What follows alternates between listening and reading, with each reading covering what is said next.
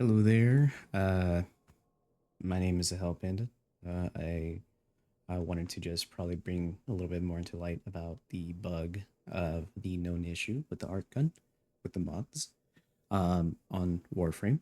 So if DE, if you're watching this, definitely would be a good idea to continue watching because this might be a little bit more different and more in depth into how you guys are describing the issue that is currently going on.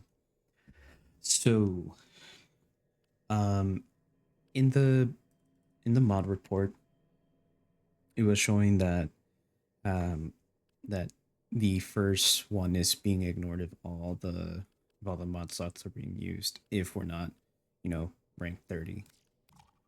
Obviously, oh well, I'm about to show you guys what it looks like. Yeah. So technically it is correct in this instance. But the problem is that if you notice, it's not just ignoring my initial mod once I put that one on. Even if I don't use all the mod slots. But it's also doing it to where it's affecting the critical multiplier. So it does it where as if it skips the first two mods rather than the first one. So what would have to happen is quite literally would have to do it like that. But, that's not really effective in any way.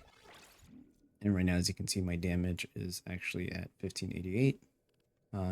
If I also do this with, the hollowed bullets, the critical chance, if it's not maxed out, it looks mostly fine because it's reading these two just fine. Because, it's all there, that's affected correctly and everything. But if I use a maxed out mod, it forces this to skip the dual rounds. But if you also notice, my damage got affected heavily. So if I want to keep my damage potential, I would have to use a lesser version of the mod. Granted, that is not a good thing. So it does seem that it's a little bit different to what you guys at DE are describing, where it's ignoring the first mod if you're not, a certain rank. I'm not that high of enough of a rank, so I can't really, showcase too much of it.